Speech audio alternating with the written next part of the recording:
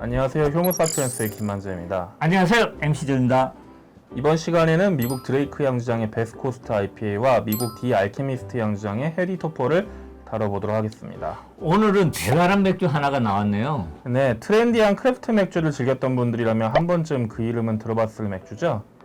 제 주변에서도 최근 크래프트 맥주에 빠져서 이것저것 마시는 분들이 있는데 그런 분들의 위시리스트에 있는 맥주이기도 합니다. 네, 그럴만하죠. 최근 몇 년간 IPA의 판도가 바뀌었는데 새롭게 대세가 된 IPA의 시조격이 되는 맥주니까요. 지난 시간에 미국식 IPA는 2010년대 중반까지 웨스트코스트 IPA의 전성시대였다고 말씀드렸는데 2010년대 중반 이후로는 미국에서 새로운 IPA 타입이 각광받게 됩니다. 바로 뉴잉글랜드 IPA이며 요즘에는 헤이지 IPA라고 부르는 게 더 일반적입니다. 2011년 미국 동북부 소위 뉴잉글랜드라고 불리는 지역에 소재한 디 알키미스트라는 양주장에서 헤디 토퍼라는 맥주를 출시하였습니다. 이 맥주는 당시 미국에서 보편적으로 IPA라고 불리던 웨스트코스트 IPA들과는 다른 특성을 지녔기에 관심을 받았습니다. 웨스트코스트 IPA는 깔끔하고 가벼운 바탕이라면 미국 서부 캘리포니아 해안에서 마셔도 어울릴 법한 성질의 프리티하지만 쓴맛 또한 도드라지는 경향이 있었죠. 네, 그렇습니다. 그런데 새로 나온 타입은 깔끔하기보다는 좋게 표현하면 부드럽지만 질척이기까지 한 성질의 효모 발효에서 나온 과일 같은 단맛 또한 담으면서 열대과일 풍미가 있는 홉들을 무지막지하게 소화하여 열대과일 주스와 다름없는 단맛과 새콤함을 담았습니다. 달달한 풍미가 올라오다 보니 상대적으로 쓴맛 또한 낮거나 실제 IBU 쓴맛 수치에 비해 낮게 느껴졌지요. 기존의 웨스트코스트 IPA 풍미가 깔끔, 프리티, 쓴맛이라면 새로 나온 뉴잉글랜드 IPA는 부드럽고 과일 주스 같고 달달해서 기존 IPA에 반대되는 성향을 드러내는군요. 네, 새롭게 나타난 IPA의 타입들의 맥주들의 주무대가 미국 북동부 뉴잉글랜드 지역이었기에 자연스럽게 뉴잉글랜드 IPA라 불렸고 나중에는 줄여서 NE IPA라고 불립니다. 그러면 시음을 통해 뉴잉글랜드 IPA의 시초를 느껴보도록 할까요? 아, 되게 오랜만에 마셔보네요. 이제는 야, 요즘 누잉보다는 웨코 스칼라에 좀 가까운. 그렇죠.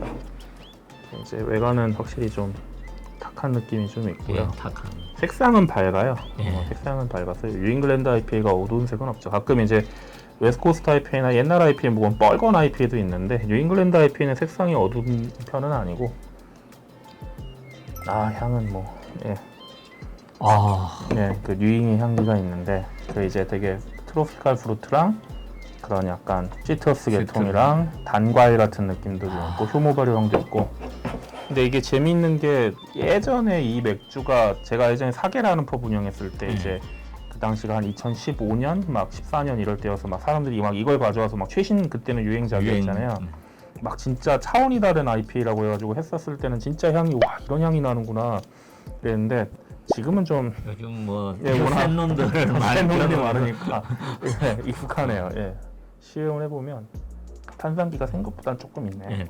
탄산기가 좀 더 있고 부드럽고요, 매끄럽고 쓴맛은 살짝 있는데 막 이 쓴맛이 도달하지는 않고 약간 과일 같은 풍미, 약간 단과일이랑 약간 새콤한 과일 풍미가 굉장히 강해요.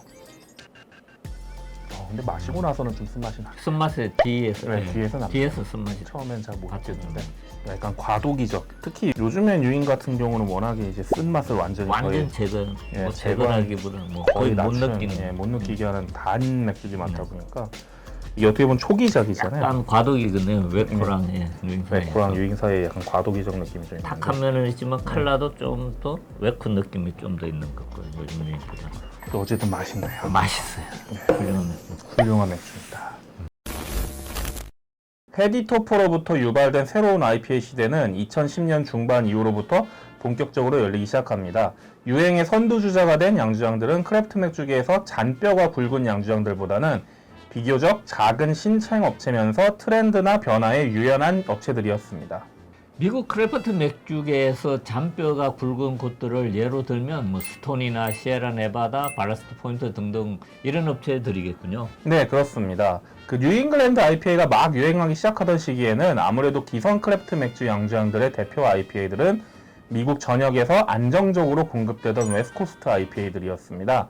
반면 새로운 IPA 유행을 이끌었던 양주장들이라면 트릴리움, 트리하우스, 힐스팜스테드 등등등을 꼽을 수 있겠고, 미국 수제 맥주를 사무아담스나 스톤 정도만 알고 있는 분들에게는 생소한 업체들이겠지만 트렌디한 크래프트 맥주를 즐기는 사람들에게는 매우 유명한 곳들입니다. 대체로 2010년대 이후 생겨난 양주장들이라 규모가 기성 크래프트 맥주 양주장에 비해서 작으며, 어찌 보면 미국 크래프트 맥주가 태동한 지 이미 30년이 흐른 후 진입한 업체들이니 남들과 다른 맥주, 다른 전략이 있어야 레드오션화 돼가는 미국 크래프트 맥주 시장에서 자리 잡을 수 있었던 새로운 세대들이라 볼 수 있습니다. 뭐 지금도 언급된 양조장들은 여전히 미국을 비롯한 전 세계 크래프트 매니아들의 격한 관심을 받고 있어서 미국을 방문하는 맥주 여행객들이 방문하는 필수 코스가 된 것 같기도 해요. 네, 그렇죠. 뉴잉글랜드 IPA가 지금은 크래프트 맥주 시장의 기본이 되었다고 해도 무방해서 원조 맛집을 찾아가서 마셔보고 싶은 심리가 있을 거라 생각합니다. 아무튼 2010년대 중반 이후로는 새로운 IPA는 미국 북동부 뉴잉글랜드 지역에서만 머물지 않고 미국 전역에서 다뤄지기 시작하면서 전 세계적으로 트렌디한 크래프트 맥주를 추구하는 양주장들에서도 적극 도입하기 시작했습니다. 이는 국내에서도 마찬가지였죠. 뭐 우리나라에서도 뉴잉글랜드 IPA가 상품화되어 나오기 시작한 시기가 대략 2016년에서 17년쯤으로 꽤 빠르더군요. 하지만 현재는 엄청 트렌디한 맥주를 추구하지 않는 곳이라도 기본 IPA를 뉴잉글랜드 IPA를 취급하는 곳이 많아졌습니다. 그렇죠. 오히려 요즘에는 뉴잉을 취급하지 않는 곳이 더 희귀한 편 같네요. 그러면 뉴잉글랜드 IPA의 등장 이후로 웨스트코스트 IPA는 시장에서 소멸하게 되나요? 아니요, 그렇지는 않습니다. 그간 미국 크래프트 맥주 IPA 시장에서 웨스트코스트 IPA의 점유율이 절반가량 뉴잉글랜드 IPA로 넘어간 느낌이지, 여전히 많은 양주장들에서 웨스트코스트 IPA를 취급하고 있으며 대부분은 웨스트코스트 IPA와 뉴잉글랜드를 같이 출시하고 있습니다. 특히 뉴잉글랜드 IPA가 크게 유행하면서 기존의 기성 크래프트 맥주 양주장들도 레귤러 라인업에 새로운 IPA들을 넣기 시작합니다. 단순 스페셜 버전이 아닌 정식 연중 생산 제품으로요. 미국 각지의 양주장에서 뉴잉글랜드 IPA가 만들어지다 보니 뉴잉글랜드 IPA보다는 헤이지 IPA라는 표현이 좀 더 보편화되기 시작합니다. 아무래도 이제는 뉴잉글랜드 지역만의 전유물이 아니게 됐나 보겠군요. 예, 그렇겠죠. 그래도 2022년 현재 양주장에 따라 애니 IPA라고 표기하기도 헤이지 IPA라고도 표기하기도 하니 사실상 둘이 거의 같은 맥주를 지칭하는 표현이라 알아둬도 좋을 것 같습니다. 아무튼 스톤, 시에라 네바다, 사무엘 아담스 같은 규모가 큰 기성 크래프트 맥주 양조장들이 헤이지 IPA를 다루게 되니 사람들에게 더 친해진 IPA가 될 수 있었겠군요. 그렇습니다. 초창기 다루는 곳들이 몇 없던 시절에는 헤이지 IPA를 마시려면 양주장에서 줄 서서 구매하는 풍경도 흔했습니다. 특히 홉이 많이 들어가는 IPA가 본래 선도에 민감한 데다가 효모 여과도 안 되어서 상리 기한도 매우 짧았었죠. 그러니 유명한 양주장의 헤이지 IPA일수록 수요에 비해 공급이 따라가지 못했고 미국에서는 소위 리셀 시장까지 생겨나게 됩니다. 어떻게 보면 맥테크겠군요. 지금도 트렌디한 유명 양조장에서 만든 헤이지 IPA 한정판 버전은 여전히 현지 대리 구매 리셀 시장이 있지 않습니까? 그래서 캘리포니아에 사는 맥덕이 보스턴까지 IPA 사러 갈 수는 없으니까요. 그렇죠. 국내 몇몇 맥주 수입사들은 시장에서 가치가 높은 헤이지 IPA들을 국내에 소량 수입하여 유통하기도 하는데, 그런 맥주들은 국내 맥주 전문샵에서 한 캔 2만원가량에 판매되기도 합니다. 그래서 일반적인 4캔 만원에 익숙한 사람들은 그런 제품들을 보면 매우 놀라기 마련이죠. IPA 맥주가 워낙 홉 신선도에 민감하니 미국에서 생산되지 얼마 안 된 제품들을 비행기로 빠르게 소량 수입하다 보니 유통비 증가에 의해 생기는 현상일 수도 있고, 또 트렌디한 제품을 소량 수입하다 보니 프리미엄 마진이 붙어서 가격이 상승할 수도 있고, 이런 이유가 아니겠습니까? 네, 그렇지만 앞서 설명했듯 메이저급 크래프트 맥주 양주장들이 헤이지 IPA를 연중 생산 제품으로 취급하게 되면서 보다도 쉽게 저렴한 가격의 헤이지 IPA들을 만나볼 수 있게 되었습니다. 한 캔당 4,000원 수준이면 홉의 맛과 향이 장렬하는 헤이지 IPA를 전문 맥주샵이나 와인앤모어 등에서 구매할 수 있죠. 원장님, 그러면 뭐 헤이지 IPA가 이렇게까지 인기를 끌게 된 원인으로는 무엇이 있다고 생각하시나요? 일단 기존의 웨스트코스트 IPA는 깔끔하고 개운하긴 하지만 쓴맛이 도드라지는 게 약점이 될 수도 있었어요. IPA류에 호감을 보이지 않는 사람들에게 왜 안 좋아하는지 물어보면 대체로 두 경우로 나뉩니다. 과일 향이 나는 게 싫다가 첫 번째인데, 이건 웨스트코스트 IPA든 헤이지 IPA든 둘 다 과일향은 세기 때문에 이쪽은 그냥 IPA 취향이 안 맞는다로 결론이 납니다. 다른 하나는 쓴맛이 싫어요인데, 헤이지 IPA는 스타일 자체가 주시한 과일 맛과 단맛이 있기에 실제 쓴맛 수치에 비해 쓴맛이 중화될 수 있거나 아예 IBU를 낮춰서 나오는 경향입니다. 미국의 스톤 양주장에서 취급하는 헤이지 IPA와 기성 웨스트코스트 IPA를 비교해봐도 IBU 수치가 헤이지 IPA 쪽이 현저히 낮죠. 쓴맛이 절반 수준이군요. 확실히 헤이지 IPA 쪽이 쓴맛을 싫어하는 소비자층에게 어필이 되겠네요. 네, 게다가 헤이지 IPA는 기존 웨스트코스트 IPA에 비해 열대과일, 주시함을 더 부각할 수 있는 호프 품종들을 사용하는 편입니다. 대체로 이런 홉들 또한 2010년대 전후로 미국에서 새롭게 개발되어 나오게 되었는데, 한국에서는 헤이지 IPA를 대표하는 홉들로 시모겔이라 줄여 불리죠.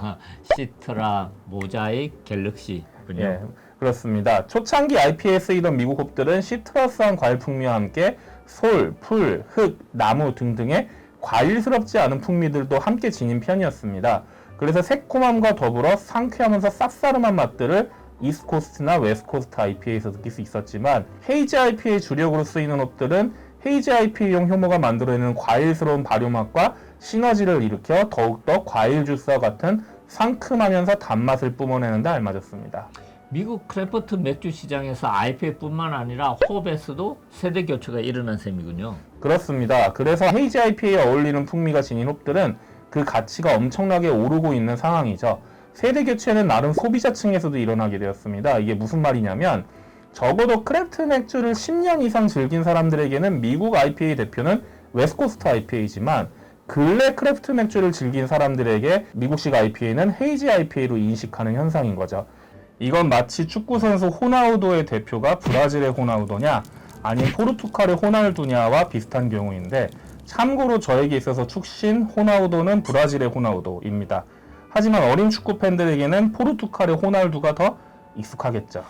저 또한 미국 IPA는 웨스트코스트 IPA고, 뭐 호나우두는 브라질의 호나우두라 생각하고, 호날두는 그 먹튀한 날인가. 헤이지 IPA는 기존의 아메리칸 IPA처럼 더블 버전이나 트리플 버전이 있나요? 네, 그렇습니다. 강해지면 더블 임페리얼 헤이지 IPA라 부르고, 사실 헤이지 IPA는 최근 새로 등장한 스타일이라 많은 시도와 기행들이 더해지고 있습니다. 특히 안 그래도 달고 상큼하지 터지는 IPA인데 거기에 실제 과일들을 넣거나 섞는 IPA들도 많아지고 있죠. 달달한 과일 느낌을 사랑하는 사람들은 열광하겠지만, 그렇지 않은 사람들은 다소 부담스러울 수 있겠군요. 네, 그렇습니다. 그래서 헤이지 IPA가 대세가 되었지만 초기에는 열광하던 몇몇 매니아들도 이제는 조금 질린다는 의견 나오기도 합니다.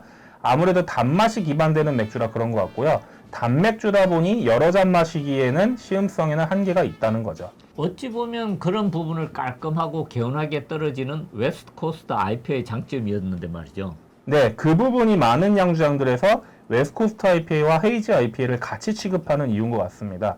취향에 따라 더 알맞은 IPA를 소비자가 선택할 수 있게 하는 거죠. 아무튼 헤이지 IPA는 최신 스타일이라 이야기를 시작하면 한 30분짜리 영상도 만들 수 있지만, 필요한 기본 정보는 대부분 다룬 것 같아서 이만 줄이는 게 좋을 것 같습니다. 마지막으로 정리하자면, 맥주에 크게 관심 없는 사람들이라면 IPA는 그냥 홈만 때려 넣으면 완성되는 맥주라고 생각할 수 있지만, IPA 역사의 흐름만 보더라도 영국식 IPA부터 시작하여 미국 이스트코스트, 웨스트코스트, 그리고 헤이지 IPA 등으로 진화해 왔습니다. 달고 진득하고 눅진하게 상큼하고 쓰다가 깔끔하고 가볍고 새콤 상큼하고 쓰다가 달고 부드럽고 초상큼하지만 쓰지 않은 헤이지 IPA로 가고 있고, 향후에는 헤이지 IPA에 이어 또 어떤 새로운 타입이 나오게 될지도 모릅니다. 소비자 입장에서는 자기 취향에 알맞은 IPA를 찾는 입장에서, 판매자는 컨셉에 따른 IPA 차이를 이해하고 손님들에게 맞춤 제공하는 데서 필요한 정보가 아니었을까 생각해 봅니다.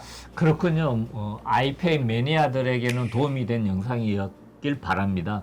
도움이 되었다면 구독, 좋아요. 알림 설정 부탁드립니다.